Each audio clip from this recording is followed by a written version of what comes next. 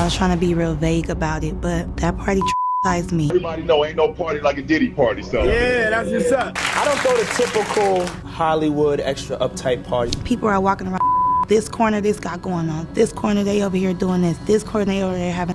So, we get loose, we dance a little bit. They'd be like, we having a party tonight, but this ain't your kind of party. You'd be like, yeah, I ain't going. I don't want to go. And they're in the pool, and they're in the pool, but then it's like a waitress walking around giving people drinks, just passing people drinks. So when you get up, they'd be like, don't touch them bottles right there and only drink them bottles right there. So we already knew what the drill was. You just don't mess with them bottles. And that's why they lock up our phones, because they know what we see in there, he can get in trouble. It's sounding kind of dangerous now. It's a little but yeah. Ever heard of Diddy's infamous freak-off parties? Well, the shocking truth behind these wild, secret gatherings is finally out, and it's way darker than anyone imagined. Diddy's facing serious charges, and what really went down at these parties is something that you never would have imagined. So, Diddy has been this massive figure in the music industry for more than 3 decades, right? He helped launch some of the biggest names in hip-hop, and on the surface, that's what most people know him for. But what's crazy is that his influence didn't stop at music. It turns out that Diddy wasn't just known for making hits, but also for throwing some of the most insane parties the music world has ever seen. We're talking about those exclusive, star-studded events like his famous all-white parties that everybody seemed to want an invite to. Those were all over the news, full of celebrities, luxury, and glamour. But as we dig deeper, there's this other side to it all that was hidden from the spotlight, something way more sinister, something that wasn't in the tabloids. Now, let's just go back to where it all started. Back in the late 90s, Diddy came up with his famous all-white parties. These were industry events, unlike anything else, where the rules were simple but exclusive. First off, anyone attending had to be ready to have a good time and no bad vibes were allowed. Second, you had to be connected, part of that inner circle of celebrities who were all over the music and entertainment scene. And the third rule, you had to show up in all white clothing. Everything from the outfits to the decor was strictly white, creating this luxurious, almost otherworldly atmosphere. These parties quickly became the place to be, attracting some of the biggest names in the industry. We're talking A-list celebrities from every corner of the entertainment world, all gathering in one place for what was supposed to be a night of fun and freedom. The first few parties were hosted in the Hamptons, one of the most exclusive spots you can think of. Eventually, they moved to other high-end locations, with Diddy handpicking each venue to match the vibe he was going for. The whole thing was about more than just showing off wealth and status, though. Diddy had a deeper idea behind it. He claimed the all-white dress code wasn't just a fashion statement, it was a way to level the playing field. By putting everyone in the same color, he aimed to strip away the usual barriers of image, status, and ego that come with celebrity culture. It didn't matter if you were a superstar or just someone with the right connections. At these parties, everyone was equal, or at least that's what Diddy wanted people to think. But here's where it starts to get interesting. While on the surface these parties seemed like innocent fun, with everyone just letting loose in an exclusive all-white wonderland, there were whispers that not everything was as perfect as it seemed. The carefully curated image of breaking down barriers and bringing people together was, for some, just a cover for what was really going on behind the scenes. The first of Diddy's iconic all-white parties took place over Labor Day weekend on September 7th, 1998 in East Hampton, New York.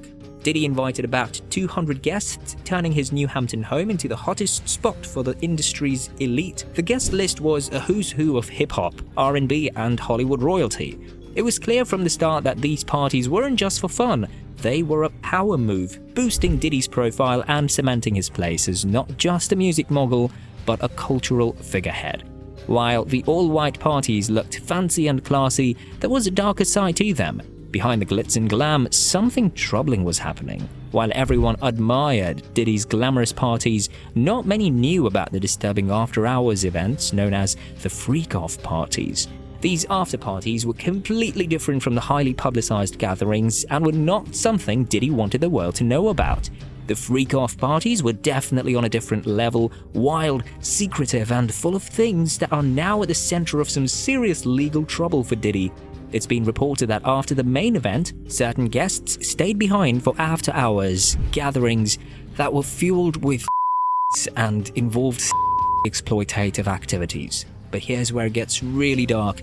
The prosecution claims these weren't just wild parties, but rather coercive and abusive situations. The accusations laid out in the indictment are pretty shocking. It's not just rumors or gossip, but serious allegations about a whole operation Diddy supposedly built over the years using his power and influence. The 14-page legal document outlines how he allegedly used threats and manipulation to force people, especially women, into doing things they didn't agree to. This goes way beyond what people thought was happening at these parties.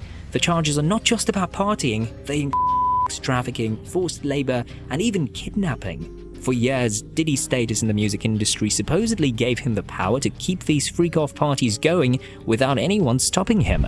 What might seem like crazy tabloid gossip, baby oil and wild parties actually has a much darker side. According to the legal case, these parties were described as long marathons, and if the prosecution's claims were accurate, they were not consensual.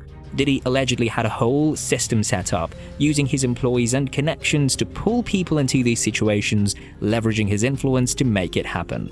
This wasn't just a one-time deal. The allegations suggest it was a planned operation that went on for years, with Diddy at the center of it all. It's claimed that Diddy would bring women into his circle by making them think they were entering a romantic relationship, but things quickly turned dark. Once they were under his control, it's said that he used threats and pressure to get them involved in his notorious freak-off parties. These weren't short gatherings either. They'd go on for days, involving several people at once, both men and women. What's even more unsettling is that Diddy allegedly recorded everything without their knowledge, using the footage as a way to manipulate and control them. Were reportedly a big part of these parties. It said that Diddy provided plenty of them to keep the victims in check, making them more submissive and easier to control.